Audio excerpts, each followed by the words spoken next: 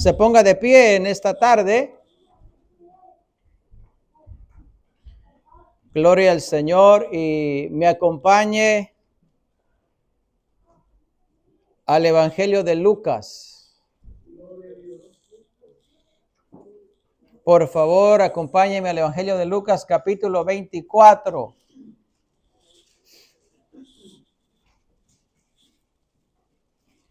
Maravilloso Dios. Cristo vive. Evangelio de Lucas, capítulo 24. Y vamos a dar lectura a los primeros 6 versos.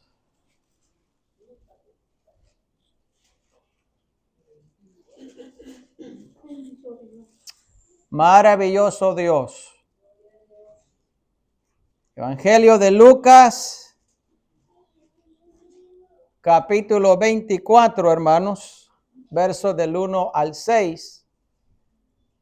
Dice de la siguiente manera, usted me sigue con su vista.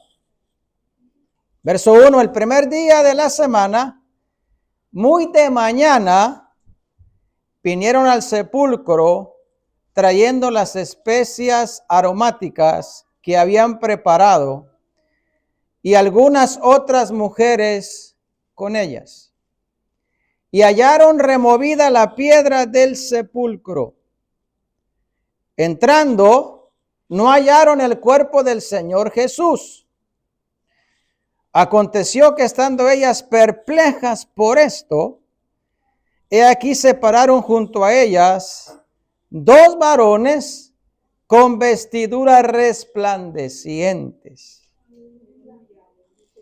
Y como tuvieron temor y bajaron el rostro a tierra, les dijeron: ¿por qué buscáis entre los muertos al que vive? No está aquí, sino que ha resucitado. Acordaos de lo que os habló cuando aún estaba en Galilea. Gloria sea al Señor para siempre. Cristo, hermanos, vive. Amén. ¿Lo creen, hermanos? ¿Cuántos creen que Cristo vive? Gloria sea al Señor. ¿Pueden tomar su asiento? Qué bueno es nuestro Dios.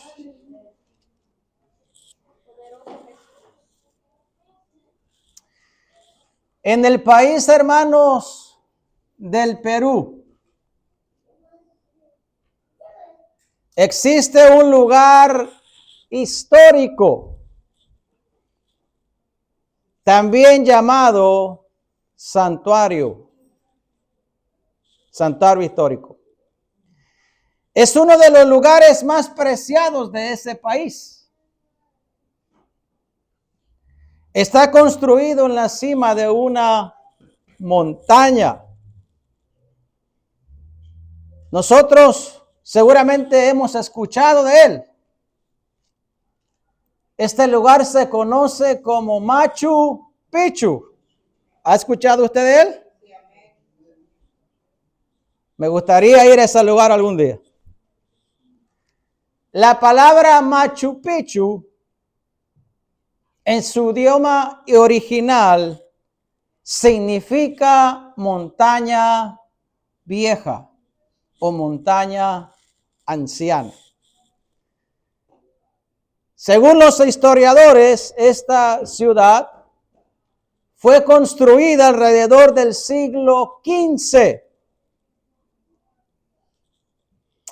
Está localizada en una provincia llamada Urubamba, en el Cusco del Perú. Es un lugar que anualmente 1,5 millones o 1,5 millones de turistas lo visitan. Este lugar, hermano, que probablemente usted ha visto a través de las redes sociales o a través de la televisión. Este lugar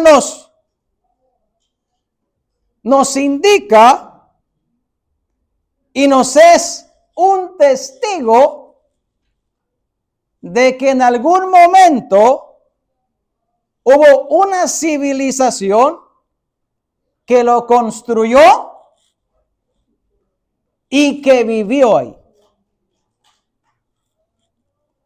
Nosotros, por lo menos yo, nunca he estado en ese lugar. No hemos estado ahí. Sin embargo, creemos que sí hubo una civilización que lo habitó.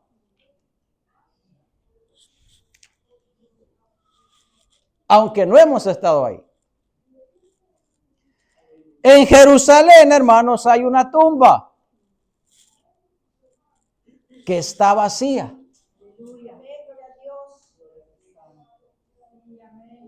Y esta tumba vacía es testiga o es testigo de tres verdades. La primera, que Cristo resucitó, Cristo está vivo. Amén. La segunda, que el evangelio es diferente a las religiones. Y la tercera, esta tumba es testigo de la tercera, que Cristo venció el pecado y la muerte.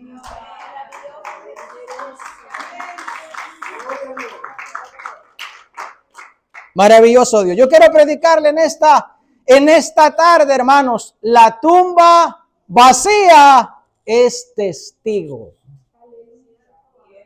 Mi alma alaba al Señor para siempre. La Escritura, hermanos, los evangelios nos enseñan que Jesús, hermanos, fue crucificado. Y que después de ser crucificado, fue llevado a un sepulcro para ser sepultado. Y cuando se llega ese momento de sepultarlo, es acompañado por un grupo de mujeres. Dios bendiga a las hermanas. Dios bendiga a las hermanas. Gloria al Señor. Y estas mujeres lo habían acompañado desde la parte norte de Israel, la parte de Galilea. Estaba Galilea, Samaria y Judea. Y ellas habían venido desde la parte norte del país, de la parte de Galilea. Y acompañaron a Jesús, hermanos, hasta su último momento. Y luego fueron acompañando el cuerpo hacia el sepulcro y miraron o vieron dónde lo pusieron. Y una vez que lo ven, cómo es colocado en el sepulcro, ellas regresan al lugar, obviamente, donde se estaban quedando. Y cuando regresan, comienzan a hacer preparativos para luego que pase el día de reposo, ir a ungir el cuerpo del Maestro.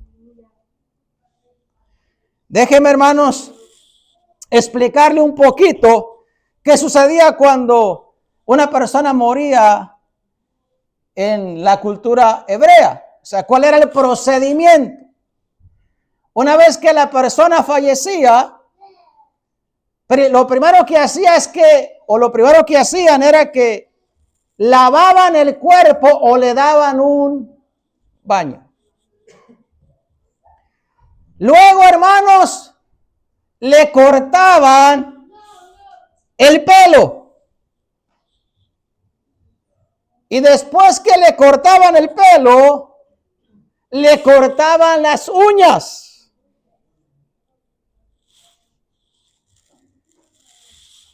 Luego, hermanos, lo envolvían en ciertos trozos de tela, las manos, los pies, el área de la cabeza. De hecho, cuando el Señor Jesús resucita, dice que dejó doblado esa parte que se conoce como el sudario. Y luego le ponían o lo cubrían con una pieza de tela que cubría desde la cabeza hasta los pies. Pero antes de cubrirlo con estas telas, pues lo ungían. Preparaban ciertos ungüentos de mirra y de aloe y luego ungían al cuerpo con la intención, hermanos, de alguna manera controlar el olor de la descomposición del cuerpo. Y luego también como forma de respeto hacia el difunto y también de cariño. Todo esto ellos lo hacían. Pero cuando Jesús muere, ya está cerca el día de reposo y no se puede hacer nada de esto. De manera que no lo pudieron hacer cuando él falleció. Y por eso es que ellas regresan a su casa, preparan todas estas cosas para que cuando pase el día de reposo, venir ellas al sepulcro y hacer todo esto que he compartido con ustedes con el cuerpo del Señor Jesús. De manera que dice la escritura que leímos que muy de mañana se levantaron muy de mañana y venían hacia el sepulcro. Ahora, lo interesante, hermanos, aquí es entender que si ellas traían todas estas especies aromáticas, era porque ellas creían que iban a encontrar el cuerpo de Cristo. Para ellas él iba a estar muerto. Sin embargo, había una sorpresa preparada. Porque cuando ellos llegan al sepulcro, hermanos y hermanas, se dan cuenta, parafraseando, se dan cuenta que la tumba está vacía, que Jesús ya no está ahí, que el Señor Jesús ha resucitado. O sea, aquella tumba, hermanos, que está ahí en algún lugar en Jerusalén, les es testigo a ellas que el Maestro, que el Rubio de Galilea, que el Todopoderoso, que el principio y el fin se ha levantado de los muertos.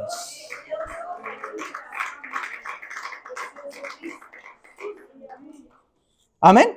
De hecho, hermanos, oiga bien, la escritura dice en Lucas, ¿verdad? Aquí donde leímos nosotros, Lucas capítulo 24, verso 3, que estando ellas, hermanos, en el sepulcro, ¿verdad? Entraron y no hallaron el cuerpo del Señor Jesús. Y luego los ángeles en el verso 6 les dicen, no está aquí, sino que ha resucitado. La tumba vacía era testigo de que Jesús estaba vivo. Qué bueno es el Señor, hermanos. Qué bueno es nuestro Dios. Hoy se celebra el día de la resurrección. Aunque la fecha no concuerda. Que el Señor murió en el día 14 y hoy estamos a 20. Pero no concuerda. Y en el mundo creyente, en el mundo cristiano, estamos celebrando ese día glorioso, la resurrección de Jesús. Y en diferentes países del mundo, hermanos, en Centroamérica, acá en Estados Unidos, en México, en Asia, en Europa, en el África, han celebrado en su momento el día de la resurrección. La resurrección de Cristo. Sin embargo, a nivel popular, a nivel mundial, hay un grupo de personas que no celebran la resurrección. De hecho, algunos no creen en Cristo Jesús. Y menos van a creer que Él probablemente resucitó. Pero independientemente, hermanos, de que si son creyentes o no son creyentes, hay un hecho que es innegable. Hay un hecho que no se puede negar. Y si por alguna razón usted no me lo cree, yo lo invito a que usted vaya a Jerusalén. O sea, ni los creyentes ni los no creyentes pueden negar que Cristo resucitó. Porque hay un lugar vacío, hay una tumba que es testigo de que Cristo se levantó de entre los muertos. Mi alma alaba al Señor para siempre. Esta tumba, hermanos, está localizada, gloria sea al Señor, en el Santo Sepulcro, en la iglesia del Santo Sepulcro en Jerusalén. Que de hecho, este templo fue construido por el emperador Constantino, el primer emperador, dicho entre paréntesis, que se convirtió al cristianismo y que declaró el cristianismo como la religión oficial del imperio. Y él, juntamente con su madre, fueron las personas que construyeron este lugar del Santo Sepulcro y es donde está la tumba del Señor Jesús. Pero esta tumba, hermanos, no es que se vació el día de ayer. Esta tumba, hermano, no quedó vacía esta mañana. Esta tumba no quedó vacía la semana pasada. Esta tumba no quedó vacía hace 100 años atrás.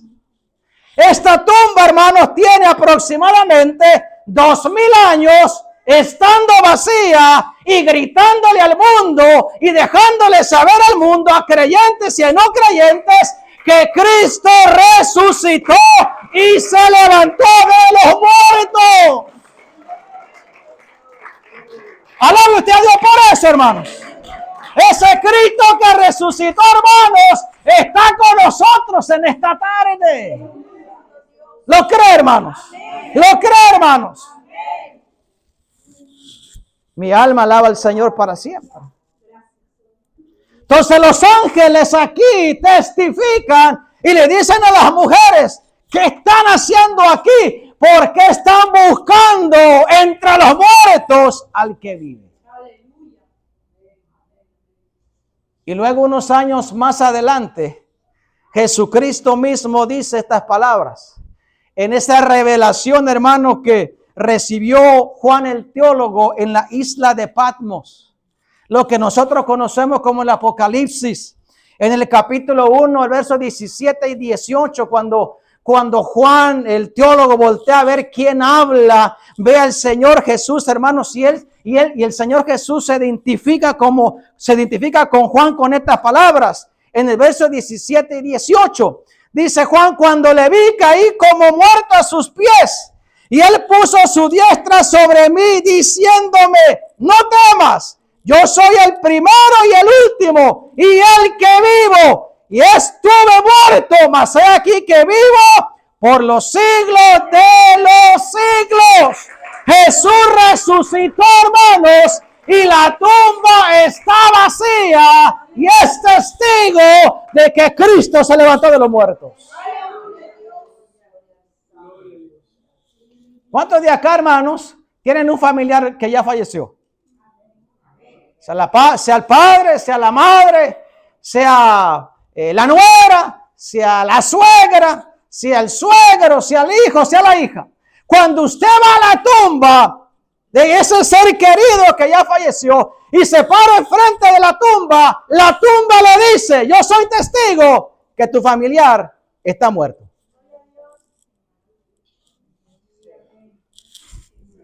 Amén, hermanos. Pero cuando usted va a la tumba de Jesús y se para enfrente de la tumba y entra dentro de la tumba y ve aquella tumba vacía, la tumba le grita y le dice: yo soy testigo del poder que levantó a Jesús de entre los muertos. La tumba es testigo, gloria sea al Señor, de que Jesús se levantó de entre los muertos.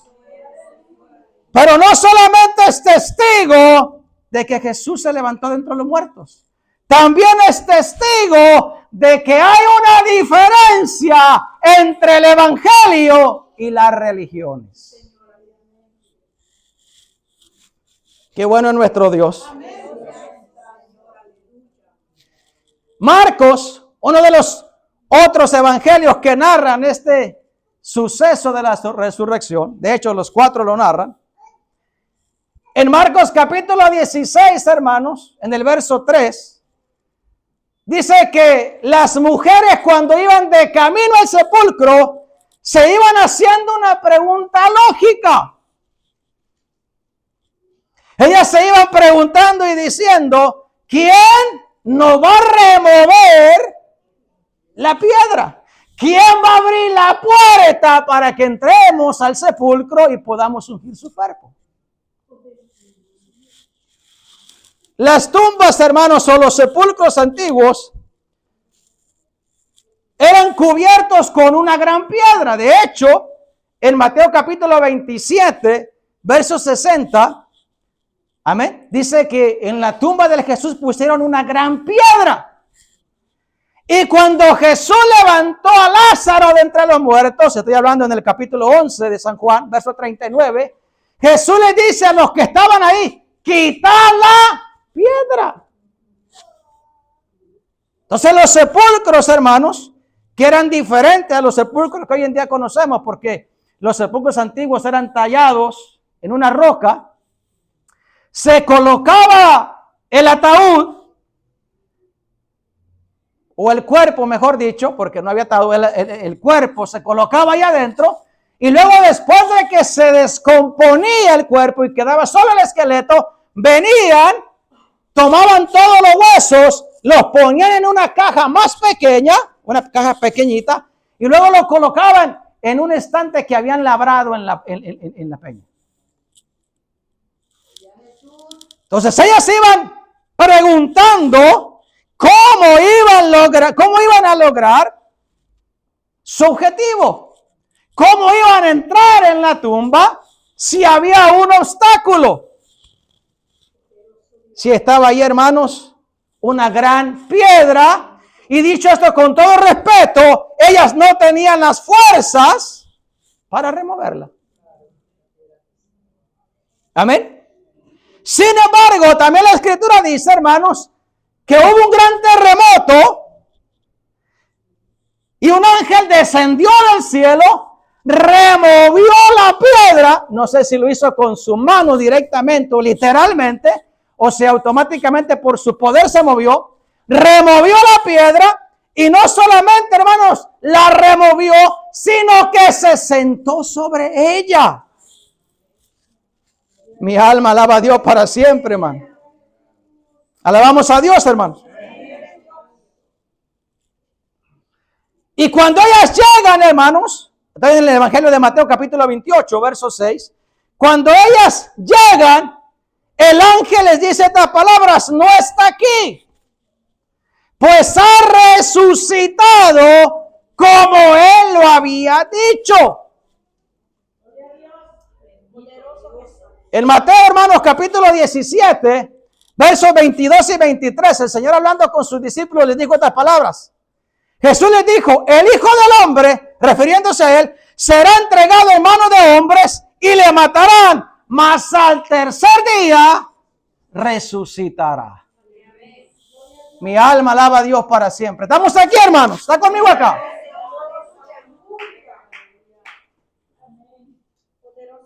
Entonces, la tumba vacía no es solamente testigo de que el Señor Jesús resucitó, sino también es testigo de que el evangelio es diferente a las religiones.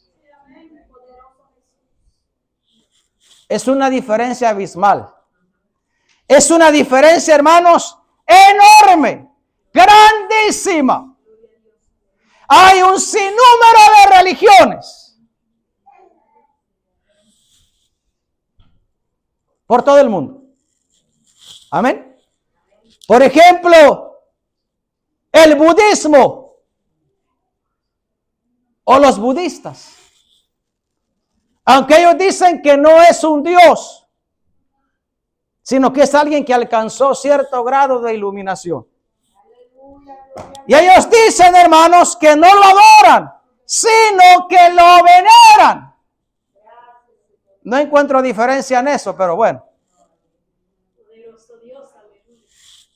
Y dicen ellos, oiga bien, dicen ellos que Buda y Jesús tienen cierta similitud, porque ambos, dicen ellos, nacieron de una virgen.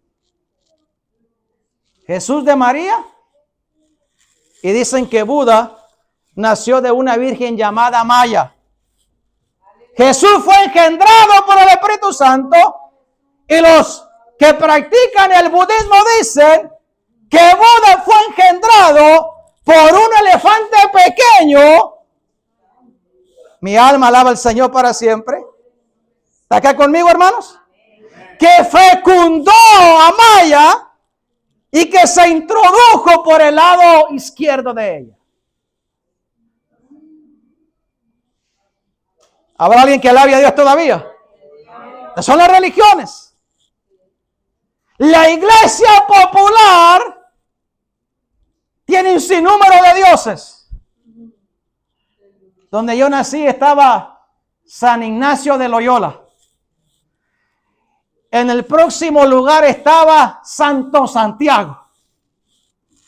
Un poquito más adelante estaba San Antonio. Un poquito más para mi izquierda estaba el Señor del Encino. Y hay un sinnúmero de ídolos. Entre ellos han llegado al punto de tener como ídolos a Pablo, Pedro y María. Dicen que ella es la intercesora. Yo tengo un intercesor mejor que se llama Jesús.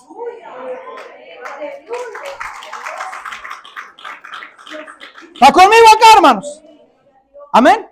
Pero no solamente son los budistas o el budismo, y no solamente la iglesia popular, lo que ellos conocen como la iglesia universal, sino también está, hermanos, la religión del hinduismo, que es una religión que tiene 900 millones de seguidores. Y es una de las religiones que se practica en la India. Pero no es solamente eso, que tiene 900 millones de seguidores, sino que tiene más de 300 millones de dioses. Cada uno con sus atributos y cada uno, hermano, con sus diferentes roles.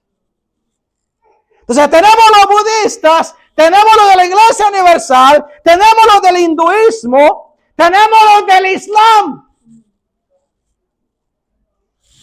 Es una religión monoteísta que solamente cree en un Dios. Ellos lo llaman Alá, que es en árabe, que significa Dios.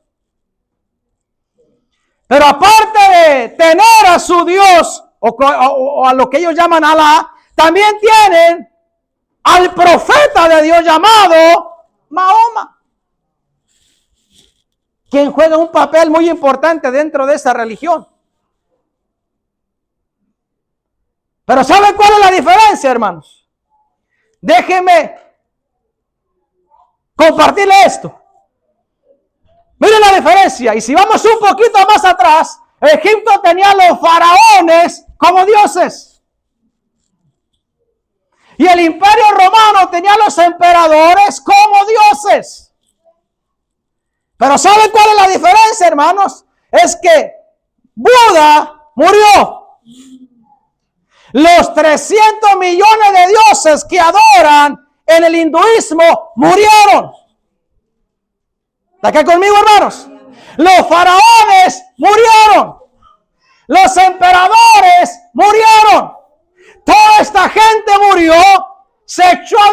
descomponer su cuerpo, se descompuso su pelo, se descompuso su dentadura, se descompuso, hermanos, los huesos, se volvieron polvo y ahora están muertos. Ninguno de ellos se ha levantado. ¿Está conmigo acá, hermanos? Usted les habla a ellos y no lo escuchan. Amén. ¿Está conmigo acá? ¿Sí? No escuchan, no se mueven. De hecho, le digo algo, la gente tiene que cargarlo, la gente tiene que cuidar sus tumbas, gloria sea el Señor. Pero el promotor del evangelio, gloria a Dios, al tercer día se levantó y está vivo. Él sí escucha, Él sí se mueve. Cristo está vivo, hermano. Hay una diferencia en las religiones del mundo al evangelio que usted y yo predicamos y enseñamos. Mi alma alaba a Dios para siempre, hermanos. Las tumbas, hermanos, de Buda, la tumba de los faraones, la tumba de los emperadores, son testigos de que ellos están muertos todavía. Pero la tumba que está en Jerusalén y que es la de Cristo es testigo, gloria sea el Señor, que de aquel que vino a predicar el evangelio está vivo, gloria a Dios, se levantó de entre los muertos. Usted no se goza por eso, hermanos. Usted no se goza por eso, hermanos. Mi alma alaba a Dios para siempre, hermanos. Gloria sea el Señor. Jesucristo dijo estas palabras en San Juan capítulo 11, verso 25. Yo soy la resurrección y la vida. Gloria a Dios, aleluya. Hay una diferencia en el evangelio y en la religión.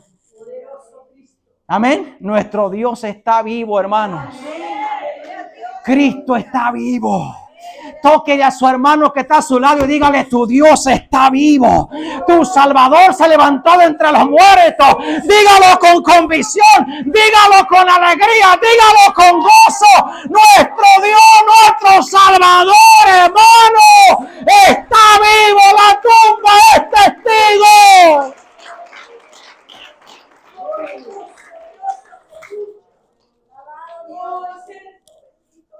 Mi alma alaba al Señor para siempre. Entonces la tumba no solamente es testigo de que Jesús resucitó. La tumba no solamente es testigo de que hay una diferencia entre el evangelio y las religiones del mundo. La tumba también es testigo de que Jesús venció la muerte y el pecado. Mi alma alaba al Señor para siempre. Ay, mi alma se goza, hermanos.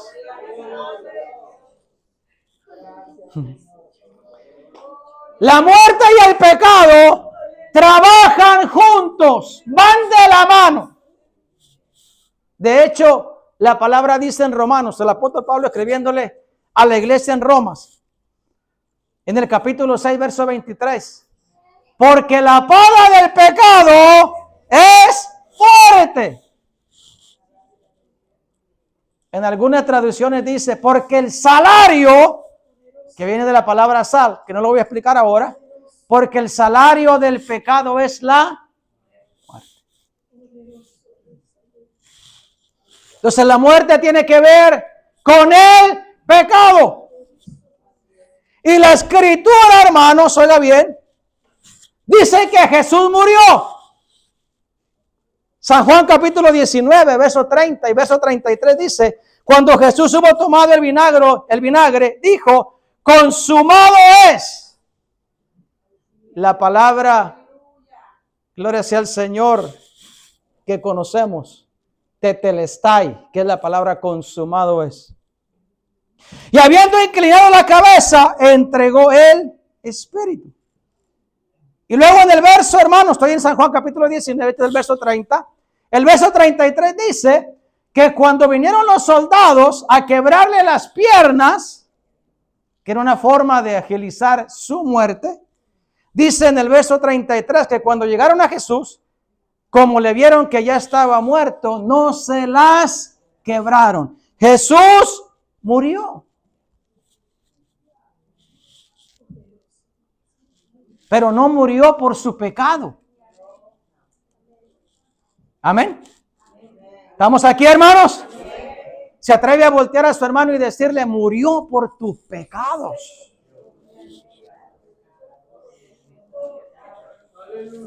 Aún lo que estás pensando ahora es que no está bien, díselo.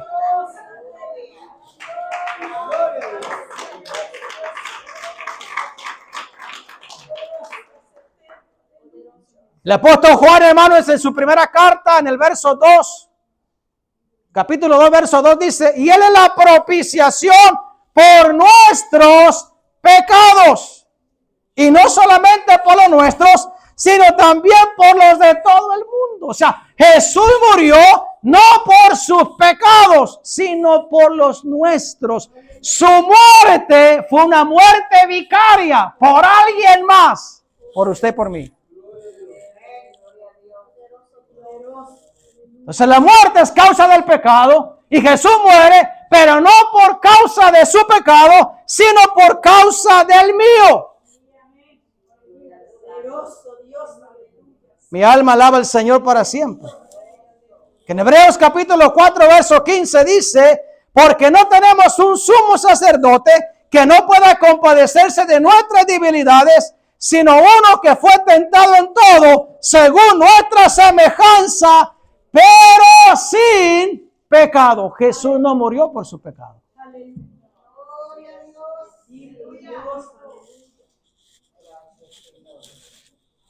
Qué bueno es el Señor para siempre.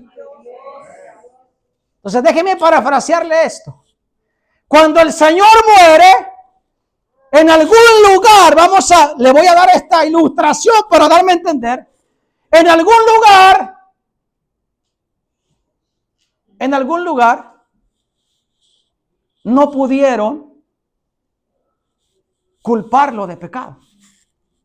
Imaginémonos que el Señor Jesús está enfrente de un juez y está el fiscal.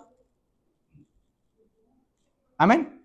Y el juez dice, presenten las pruebas de que este hombre que murió es pecador. Y el fiscal busca, mintió, no mintió. Robó, no robó. Adulteró, no adulteró. Fornicó, no fornicó. Mencióneme uno más. Calumnió, no calumnió. Y fueron por cada uno de los pecados y todos eran negativos. Y al final tuvieron que decirle, este hombre es inocente. No puede ser culpable y por eso es que Él resucita. Pero escúcheme esto. Esto es lo interesante. Esto es lo que a mí me llena, hermano. Gloria sea al Señor para siempre de alegría. Primera de Corintios, hermano, capítulo 15, versos 55 y 56 dice, el apóstol Pablo escribiendo esta palabra dice, ¿dónde está muerte tu aguijón?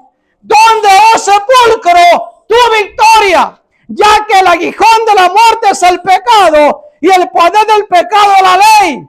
Pero no solamente, hermanos, no solamente cumplió la ley, sino que también fue sin pecado.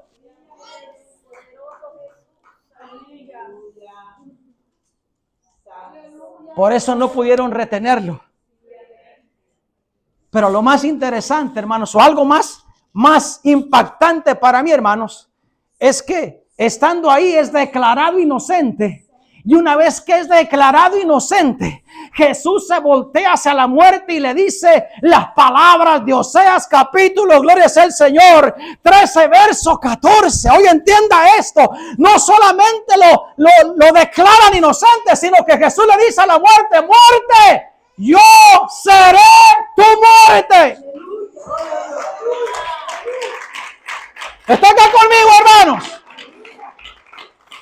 750 años atrás, El profeta Oseas, hermano, inspirado por Dios, profetiza esta palabra. Se dice: de la mano del Señor los redimiré, los libraré de la muerte. ¡Oh muerte, yo seré tu muerte! Y cuando Jesús se levanta de la muerte, aleluya, resucita de la muerte, lo que Jesús está haciendo, aleluya, es: muerte, yo soy tu muerte.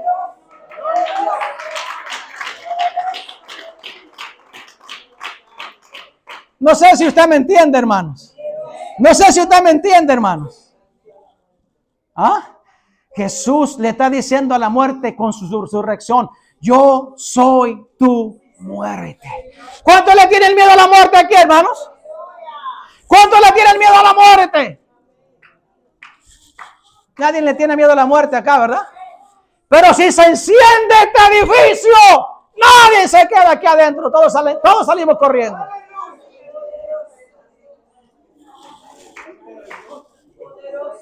Si hay un terremoto, hermanos, todos salimos para afuera. Nadie se quiere morir. ¿Verdad que no, hermanos? Nadie quiere morirse, no.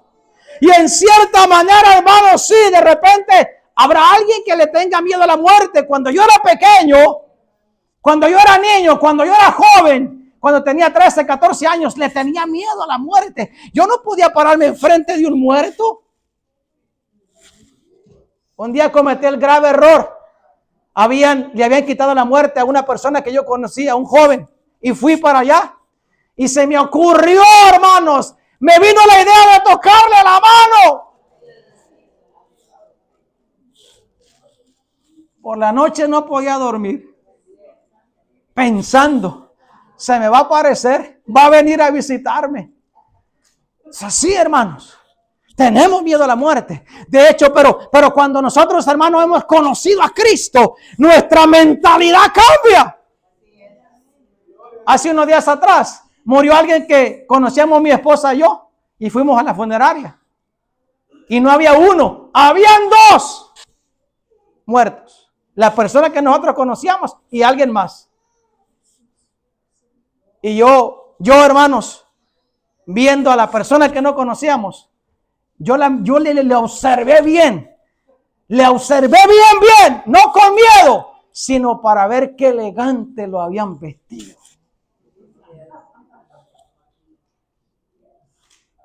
Aleluya, con traje, con corbata, con sus alhajas. Se miraba bien. No tenía miedo, hermanos. Y nosotros los creyentes no debemos tenerle miedo a la muerte.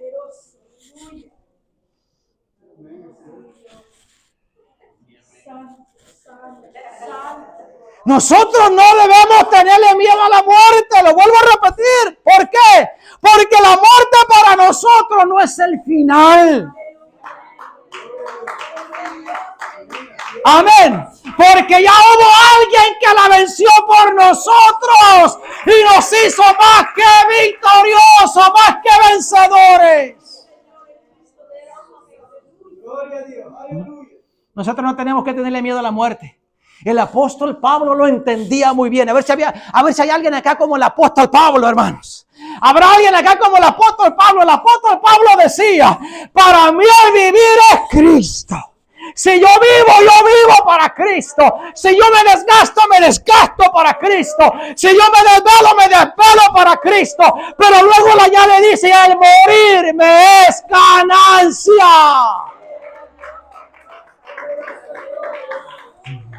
Mi alma alaba a Dios para siempre. Si nos toca morir en esta tarde, no perdemos, ganamos.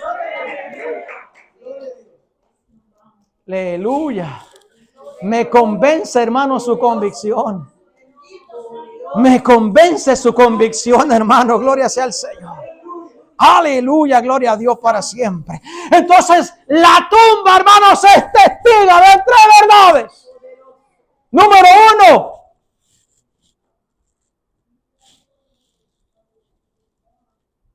Que Jesús resucitó. Número 2. Que hay una diferencia entre el evangelio y las religiones. Sus dioses están muertos, el de nosotros está vivo. Y la tumba es testigo de que Jesús venció la muerte. Muerte, yo seré tu muerte. ¿Cuánto le dan gloria a Dios, hermano? ¿Cuántos se alegran por eso, hermano? ¿Habrá alguien que se alegre por eso? Pongámonos de pie, gloria sea al Señor para siempre. Póngase de pie, gloria a Dios. Póngase de pie, hermanos. Gloria sea al Señor. Qué bueno es nuestro Dios.